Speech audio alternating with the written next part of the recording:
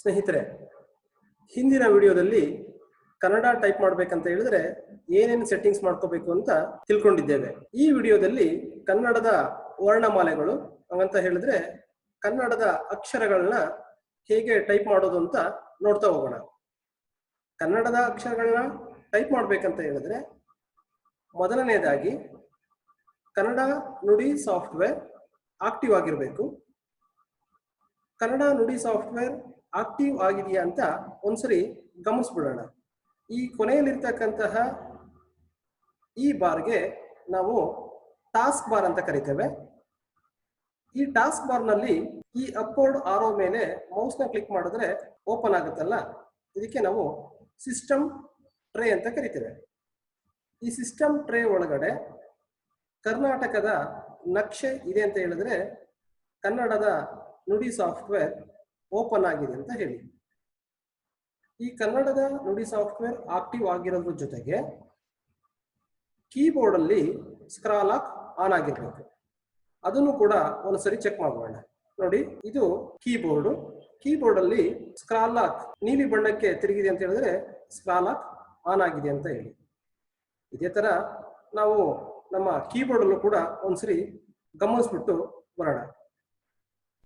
Keyboard ಅಲ್ಲಿ scroll lock ನ ಗಮನಿಸದೇ ಆದ್ರೆ ನೋಡಿ, ಈ 3 ಬಟನ್ಸ್ ಇದೆಯಲ್ಲ, ಈ 3 ಬಟನ್ಸ್ ಅಲ್ಲಿ ಮಧ್ಯದ ಬಟನ್ ಇದೆಯಲ್ಲ, ಮಧ್ಯದ ಬಟನ್ನೇ ಸ್ಕ್ರಾಲ್ ಲಾಕ್ ಬಟನ್. ಈ 3 ಬಟನ್ಸ್ಗೆ ಸಂಬಂಧಪಟ್ಟಂತೆ 3 LEDs ನ ನಾವು ಪಕ್ಕದಲ್ಲೇ ನೋಡ್ಲಿಕ್ಕೆ ಸಾಧ್ಯ ಆಗುತ್ತೆ. ಆ 3 LEDs ಅಲ್ಲಿ ಕೊನೆಯ LED ಇದೆಯಲ್ಲ, ಈ LED ಸ್ಕ್ರಾಲ್ ಲಾಕ್ ನ ರೆಪ್ರೆಸೆಂಟ್ ಮಾಡುತ್ತೆ. ಅಂದ್ರೆ ಈ ಕೊನೆಯ LED ಆನ್ ಆಗಿದೆ ಅಂತ ಹೇಳಿದ್ರೆ ಸ್ಕ್ರಾಲ್ ಲಾಕ್ ಆನ್ ಆಗಿದೆ ಅಂತ. ಹಾಗೆ ಈ ಕೊನೆಯ LED ಆಫ್ ಆಗಿದೆ ಅಂತ ಹೇಳಿದ್ರೆ ಸ್ಕ್ರಾಲ್ ಲಾಕ್ ಆಫ್ ಆಗಿದೆ ಅಂತ. ಇದನ್ನ ಸ್ವಲ್ಪ ಹತ್ರದಿಂದ ಗಮನಿಸೋಣ. ನೋಡಿ, ಇಲ್ಲಿ LED ಆನ್ ಆಗಿದೆ. LED ಆನ್ ಆಗಿದೆ ಅಂತ ಹೇಳಿದ್ರೆ ಸ್ಕ್ರಾಲ್ ಲಾಕ್ ಆನ್ ಆಗಿದೆ ಅಂತ. ಹಾಗೆ ಈ LED ಆಫ್ ಆಗಿದೆ ಅಂತ ಹೇಳಿದ್ರೆ ಸ್ಕ್ರಾಲ್ ಲಾಕ್ ಆಫ್ ಆಗಿದೆ ಅಂತ. ಸ್ನೇಹಿತರೆ, ಈಗ ಕನ್ನಡದ ಅಕ್ಷರಗಳನ್ನ ನಾವು ಟೈಪ್ ಮಾಡಲಿಕ್ಕೆ ಸಾಧ್ಯ ಆಗುತ್ತೆ. ಮೊದಲಿಗೆ ಹ್ರಸ್ವ ಸ್ವರ ಆ ಅಕ್ಷರನ ಟೈಪ್ ಮಾಡ್ಬೇಕಂತ ಹೇಳಿದ್ರೆ ಕೀಬೋರ್ಡ್ ನಲ್ಲಿ ಸ್ಮಾಲ್ ಏನ ಟೈಪ್ ಮಾಡಿದ್ರೆ ಆ ಬರುತ್ತೆ. ನೋಡಿ, ಆ ಬಂದಿದೆ. ಅದೇ ತರ ದೀರ್ಘ ಸ್ವರ ಆ ಅಕ್ಷರ ಬರ್ಬೇಕಂತ ಹೇಳಿದ್ರೆ ಕೀಬೋರ್ಡ್ ಅಲ್ಲಿ ಕ್ಯಾಪಿಟಲ್ ಏನ ಟೈಪ್ ಮಾಡಬೇಕಾಗುತ್ತೆ. ಕ್ಯಾಪಿಟಲ್ ಏನ ಟೈಪ್ ಮಾಡ್ಬೇಕಂತ ಹೇಳಿದ್ರೆ ಕೀಬೋರ್ಡ್ ಅಲ್ಲಿ ಶಿಫ್ಟ್ ನ ಪ್ರೆಸ್ ಮಾಡಿಟ್ಕೊಂಡು ಆ ನಂತರ ಏನ ನಾವು ಟೈಪ್ ಮಾಡಿದ್ರೆ ದೀರ್ಘ ಸ್ವರ ಆ ಅಕ್ಷರ ಬರುತ್ತೆ. ಈ ಅಕ್ಷರ ಬರ್ಬೇಕಂತ ಹೇಳಿದ್ರೆ ಸ್ಮಾಲ್ ಲೆಟರ್ ಐ ನ ಟೈಪ್ ಮಾಡ್ಬೇಕಾಗತ್ತೆ. ನೋಡಿ, ಸ್ಮಾಲ್ ಲೆಟರ್ ಐ ನ ಟೈಪ್ ಮಾಡಿದ್ರೆ ಈ ಅಕ್ಷರ ಬರುತ್ತೆ. ಹಾಗೆ ಕ್ಯಾಪಿಟಲ್ ಐ ಅಕ್ಷರನ ಟೈಪ್ ಮಾಡಿದ್ರೆ ದೀರ್ಘ ಸ್ವರ ಈ ಅಕ್ಷರ ಬರುತ್ತೆ. ಹಾಗಾದ್ರೆ ಶಿಫ್ಟ್ ನ ಪ್ರೆಸ್ ಮಾಡ್ಕೊಳ್ಳೋಣ. ಐ ನ ಟೈಪ್ ಮಾಡಿದ್ರೆ ಈ ಅಕ್ಷರ ಬಂದಿದೆ. ಉ ಅಕ್ಷರಕ್ಕೆ ಸ್ಮಾಲ್ ಲೆಟರ್ ಯು. ದೀರ್ಘ ಸ್ವರ ಉ ಅಕ್ಷರಕ್ಕೆ ಕ್ಯಾಪಿಟಲ್ ಯು. ಶಿಫ್ಟ್ ಪ್ರೆಸ್ ಮಾಡಿಕೊಂಡು ಯು ಅಕ್ಷರನ ಟೈಪ್ ಮಾಡೋಣ.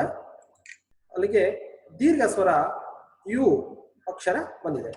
ರು ಅಕ್ಷರಕ್ಕೆ ಕ್ಯಾಪಿಟಲ್ ಆರ್ ಅಕ್ಷರನ ಟೈಪ್ ಮಾಡಬೇಕಾಗುತ್ತೆ. ಕೀಬೋರ್ಡ್ ಅಲ್ಲಿ ಶಿಫ್ಟ್ ನ ಪ್ರೆಸ್ ಮಾಡಿಕೊಂಡು ಕ್ಯಾಪಿಟಲ್ ಆರ್ ನ ಟೈಪ್ ಮಾಡೋಣ.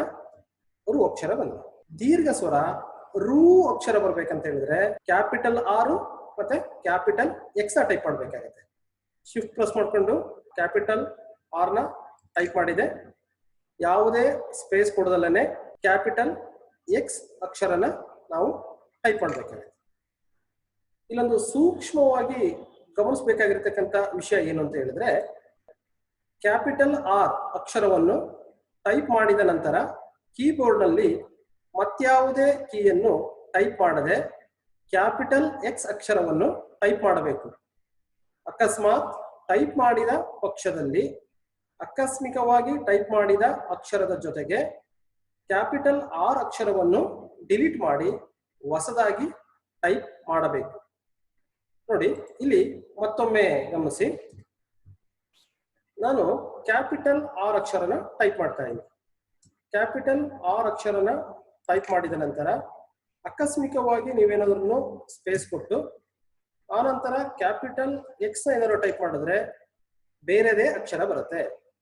ಇಂಥ ಸಂದರ್ಭದಲ್ಲಿ ನೀವು ಎರಡನ್ನು ಡಿಲೀಟ್ ಮಾಡಿ ಹೊಸದಾಗಿ ಕ್ಯಾಪಿಟಲ್ ಆರ್ ಜೊತೆಗೆ ಎಕ್ಸ್ ಅಕ್ಷರನ ಟೈಪ್ ಮಾಡಿದ್ರೆ ಮಾತ್ರ ಹ್ರಸ್ವ ಸ್ವರ ರು ಅಕ್ಷರ ದೀರ್ಘ ಸ್ವರ ರು ಅಕ್ಷರವಾಗಿ ಬದಲಾವಣೆ ಹೊಂದುತ್ತದೆ.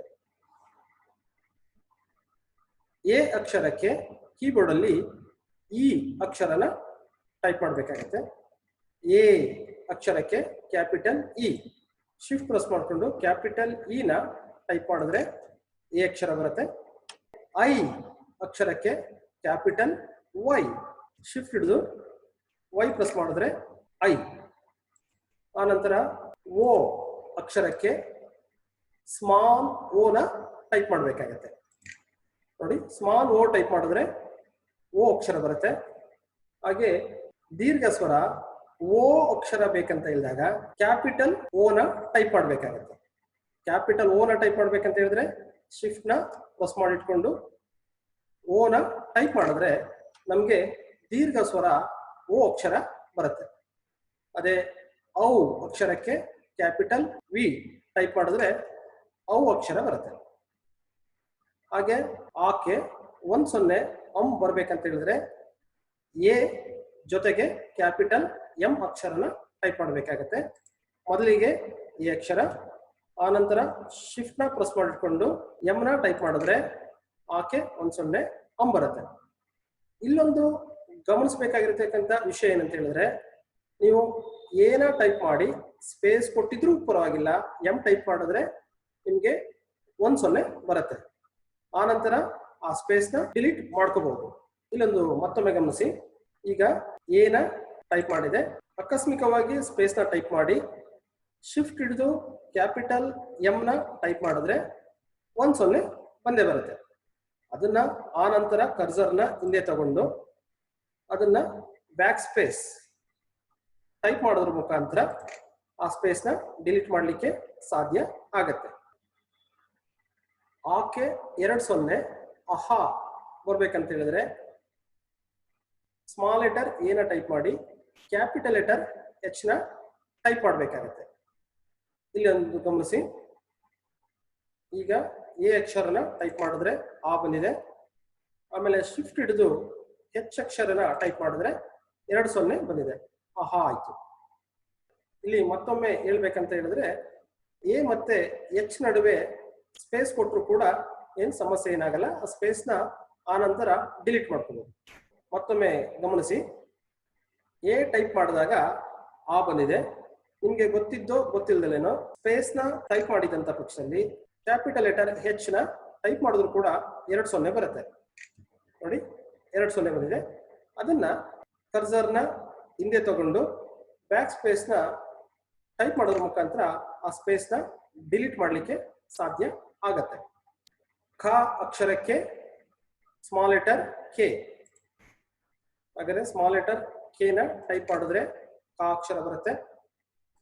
ಮಹಾಪ್ರಾಣ ಖ ಅಕ್ಷರ ಬೇಕಂತ ಹೇಳಿದ್ರೆ ಕ್ಯಾಪಿಟಲ್ ಕೆ ನ ಟೈಪ್ ಮಾಡಿದ್ರೆ ಮಹಾಪ್ರಾಣ ಖ ಅಕ್ಷರ ಬರುತ್ತೆ. ಗ ಅಕ್ಷರಕ್ಕೆ ಸ್ಮಾಲ್ ಲೆಟರ್ ಜಿ ನ ಟೈಪ್ ಮಾಡಿದ್ರೆ ನಮಗೆ ಗ ಅಕ್ಷರ ಬರುತ್ತೆ. ಕ್ಯಾಪಿಟಲ್ ಲೆಟರ್ ಜಿ ಅಕ್ಷರನ ಟೈಪ್ ಮಾಡಿದ್ರೆ ಗ ಅಕ್ಷರ ಬಂದಿದೆ. ಞ ಅಕ್ಷರಕ್ಕೆ ಶಿಫ್ಟ್ ಪ್ರೆಸ್ ಮಾಡಿಕೊಂಡು ಝಡ್ ಅಕ್ಷರನ ಟೈಪ್ ಮಾಡಿದ್ರೆ ಞ ಅಕ್ಷರ ಬರುತ್ತೆ. ಚ ಅಕ್ಷರ ಬೇಕಂತ ಹೇಳಿದ್ರೆ ಸ್ಮಾಲ್ ಲೆಟರ್ ಸಿ ನ ಟೈಪ್ ಮಾಡಿದ್ದಕ್ಕೋಸ್ಕರ ಛ ಬಂದಿದೆ. ಹಾಗೆ ಮಹಾಪ್ರಾಣ ಶ ಅಕ್ಷರ ಬೇಕಂತಂದ್ರೆ ಶಿಫ್ಟ್ ಇಟ್ಕೊಂಡು ಸಿ ನ ಟೈಪ್ ಮಾಡಿದ್ರೆ ಮಹಾಪ್ರಾಣ ಶ ಅಕ್ಷರ ಬರುತ್ತೆ. ಜ ಅಕ್ಷರಕ್ಕೆ ಸ್ಮಾಲ್ ಲೆಟರ್ ಜೆ ನ ಟೈಪ್ ಮಾಡಿದ್ರೆ ಜ ಅಕ್ಷರ ಬರುತ್ತೆ. ಮಹಾಪ್ರಾಣ ಜ ಅಕ್ಷರಕ್ಕೆ ಅಂದರೆ ಶಿಫ್ಟ್ ಹಿಡಿದು ಜೆ ನ ಟೈಪ್ ಮಾಡಿದ್ರೆ ಮಹಾಪ್ರಾಣ ಜ ಅಕ್ಷರ ಬರುತ್ತೆ. ನೆಕ್ಸ್ಟ್ ಇನ್ಯ ಅಕ್ಷರಕ್ಕೆ ಸ್ಮಾಲ್ ಲೆಟರ್ ಝಡ್ ನ ಟೈಪ್ ಮಾಡಿದ್ರೆ ಇನ್ಯ ಅಕ್ಷರ ಬರುತ್ತೆ. ಅಲ್ಪ ಪ್ರಾಣ ಟ ಅಕ್ಷರಕ್ಕೆ ಸ್ಮಾಲ್ ಲೆಟರ್ ಕ್ಯೂ. ಕ್ಯೂನ ಟೈಪ್ ಮಾಡಿದ್ರೆ ಅಲ್ಪ ಪ್ರಾಣ ಟ ಬರುತ್ತೆ. ಹಾಗೆ ಮಹಾಪ್ರಾಣ ಟ ಅಕ್ಷರ ಬೇಕಂತಂದ್ರೆ ಕ್ಯಾಪಿಟಲ್ ಲೆಟರ್ ಕ್ಯೂನ ಟೈಪ್ ಮಾಡಬೇಕಾಗತ್ತೆ. ಶಿಫ್ಟ್ನ ಪ್ರೆಸ್ ಮಾಡಿ ಇಟ್ಕೊಂಡು ಕ್ಯೂ ಅಕ್ಷರನ ಟೈಪ್ ಮಾಡಿದ್ರೆ ಮಹಾಪ್ರಾಣ ಟ ಅಕ್ಷರ ಬರುತ್ತೆ. ಹಾಗೆ ಅಲ್ಪ ಪ್ರಾಣ ಡ ಅಕ್ಷರಕ್ಕೆ ಸ್ಮಾಲ್ ಲೆಟರ್ ಡಬ್ಲ್ಯೂನ ಟೈಪ್ ಮಾಡಬೇಕಾಗತ್ತೆ. ಅಲ್ಪ ಪ್ರಾಣ ಡ ಅಕ್ಷರ ಬಂದಿದೆ. ಮಹಾಪ್ರಾಣ ಡ ಅಕ್ಷರಕ್ಕೆ ಕ್ಯಾಪಿಟಲ್ ಲೆಟರ್ ಡಬ್ಲ್ಯೂ ಎಂಟ್ರಿ ಮಾಡಬೇಕಾಗತ್ತೆ. ಮಹಾಪ್ರಾಣ ಡ ಅಕ್ಷರ ಬಂದಿದೆ. ನ ಅಕ್ಷರಕ್ಕೆ ಕ್ಯಾಪಿಟಲ್ ಲೆಟರ್ ಎನ್ ನ ಅಕ್ಷರ ಬಂದಿದೆ. ಅಲ್ಪ ಪ್ರಾಣ ಪ ಅಕ್ಷರಕ್ಕೆ ಸ್ಮಾಲ್ ಲೆಟರ್ ಪಿ ನ ಟೈಪ್ ಮಾಡಬೇಕಾಗುತ್ತೆ. ಅಲ್ಪ ಪ್ರಾಣ ಪ ಅಕ್ಷರ ಬಂದಿದೆ. ಮಹಾಪ್ರಾಣ ಫ ಅಕ್ಷರ ಬೇಕಂತ ಹೇಳಿದ್ರೆ capital letter P. Shift press ಮಾಡಿಟ್ಕೊಂಡು ಪಿ ಅಕ್ಷರನ ಟೈಪ್ ಮಾಡಿದ್ರೆ ಮಹಾಪ್ರಾಣ ಫ ಅಕ್ಷರ ಬಂದಿದೆ. ಬ ಅಕ್ಷರಕ್ಕೆ ಸ್ಮಾಲ್ ಲೆಟರ್ ಬಿ ಅಕ್ಷರನ ಟೈಪ್ ಮಾಡಿದ್ರೆ ಅಲ್ಪ ಪ್ರಾಣ ಬ ಅಕ್ಷರ ಬಂದಿದೆ. ಮಹಾಪ್ರಾಣ ಬಹ ಅಕ್ಷರ ಬೇಕಂತ ಹೇಳಿದ್ರೆ ಕ್ಯಾಪಿಟಲ್ ಲೆಟರ್ ಬಿ ನ ಟೈಪ್ ಮಾಡಿದ್ರೆ ಮಹಾಪ್ರಾಣ ಭ ಅಕ್ಷರ ಬಂದಿದೆ. ಮ ಅಕ್ಷರಕ್ಕೆ ಸ್ಮಾಲ್ ಲೆಟರ್ ಎಂ ನ ಟೈಪ್ ಮಾಡಿದ್ರೆ ಮ ಅಕ್ಷರ ಬರುತ್ತೆ. ಯ ಅಕ್ಷರಕ್ಕೆ ವೈ ಅಕ್ಷರನ ಟೈಪ್ ಮಾಡಿದ್ರೆ ಯ ಅಕ್ಷರ ಬರುತ್ತೆ. ಆರ್ ಅಕ್ಷರಕ್ಕೆ ಸ್ಮಾಲ್ ಲೆಟರ್ ಆರ್ ನ ಟೈಪ್ ಮಾಡಿದ್ರೆ ರ ಅಕ್ಷರ ಬರುತ್ತೆ. ಲ ಅಕ್ಷರಕ್ಕೆ ಸ್ಮಾಲ್ ಲೆಟರ್ ಎಲ್ ನ ಟೈಪ್ ಮಾಡಬೇಕಾಗತ್ತೆ. ವ ಅಕ್ಷರಕ್ಕೆ ಸ್ಮಾಲ್ ಲೆಟರ್ ವಿ ಅಕ್ಷರನ ಟೈಪ್ ಮಾಡಬೇಕಾಗತ್ತೆ. ನೋಡಿ, ವಿ ಅಕ್ಷರನ ಟೈಪ್ ಮಾಡಿದ್ರೆ ವಾ ಬಂದಿದೆ. ಶ ಅಕ್ಷರಕ್ಕೆ ಕ್ಯಾಪಿಟಲ್ ಲೆಟರ್ ಎಸ್ ನ ಟೈಪ್ ಮಾಡಬೇಕಾಗತ್ತೆ. ಶಿಫ್ಟ್ ಪ್ರೆಸ್ ಮಾಡಿಕೊಂಡು ಎಸ್ ನ ಟೈಪ್ ಮಾಡಿದ್ರೆ ಶ ಅಕ್ಷರ ಬಂದಿದೆ. ಸ್ಮಾಲ್ ಲೆಟರ್ ಎಕ್ಸ್ ನ ಟೈಪ್ ಮಾಡಿದ್ರೆ ಶ ಅಕ್ಷರ ಬಂದಿದೆ. ಸ ಅಕ್ಷರಕ್ಕೆ ಸ್ಮಾಲ್ ಎಸ್ ಅಕ್ಷರನ ಟೈಪ್ ಮಾಡಿದ್ರೆ ಸ ಅಕ್ಷರ ಬಂದಿದೆ. ಕೀಬೋರ್ಡ್ ಅಲ್ಲಿ ಹೆಚ್ ಅಕ್ಷರನ ಟೈಪ್ ಮಾಡಿದ್ರೆ ಹ ಅಕ್ಷರ ಬರುತ್ತೆ.